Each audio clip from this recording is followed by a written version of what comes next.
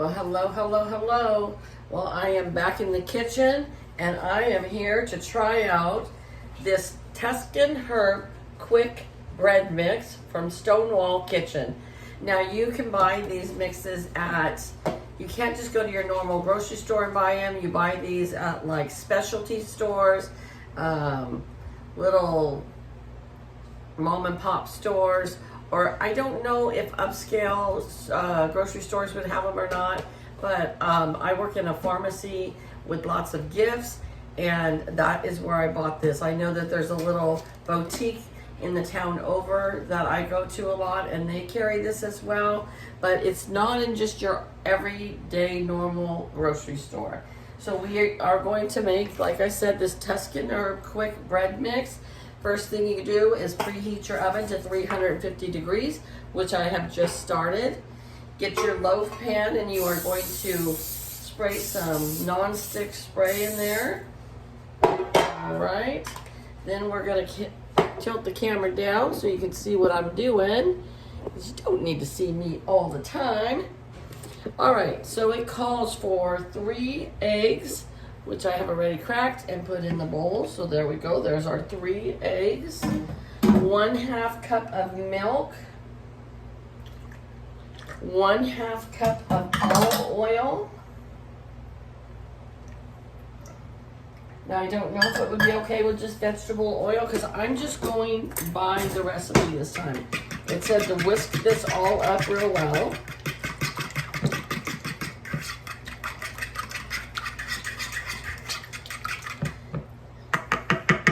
And then you're going to add the seasoning pack that comes in. Now let me make sure. I'm going to add the mix and the included herb packet. Okay, so yes, we are going to add the herb packet. I love making quick breads that aren't requiring yeast. So I saw this and I thought this is something I wanted to try. I love making like banana nut breads, zucchini breads, pumpkin breads, but I like savory breads as well. Okay, now this is the flour mix. I imagine that there's probably salt and baking powder and baking soda in that. And we are gonna put that in there as well. And then I'm gonna get me a wooden spoon. I'm going to mix that up real well. And it says to add the milks and included herb packet and stir until evenly combined. Then we're going to pour it into a prepared loaf pan and top with the melted butter, which I have here. My 2 teaspoons of melted butter, but I kind of cheated and I put 3 teaspoons because you guys know I love my butter. Everything's better with butter.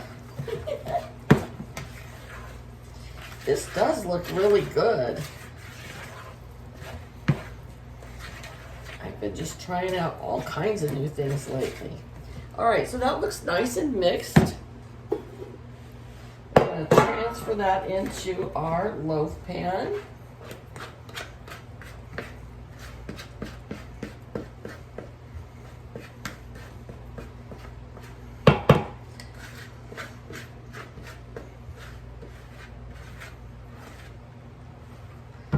Let me get a spoon.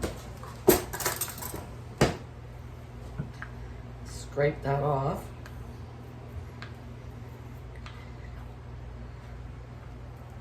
Okay. Spread that out evenly. All right. And then it says to pour into the loaf pan and top with the melted butter. All right.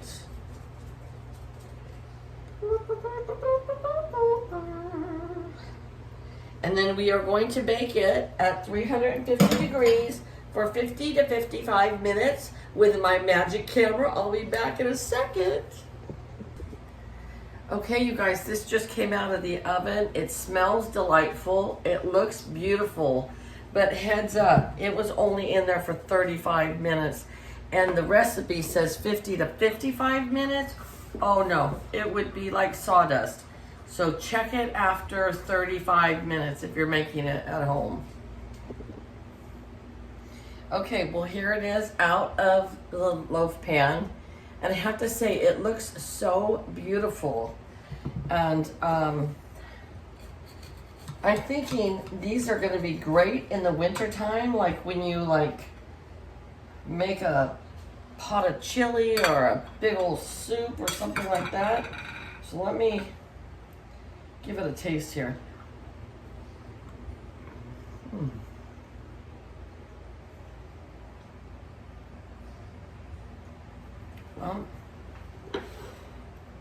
Hold on. I can taste the rosemary in here, but it seems a little dry. So I'm gonna put some butter on it.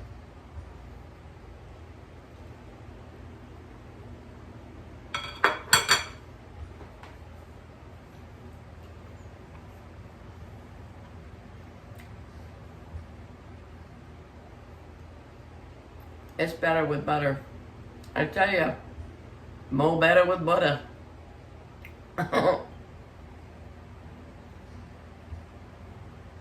It'll definitely be a good bread to have in the wintertime with like soup or stew or something like that. All right, you guys. Have a good day, and I'll talk to you later. Bye-bye.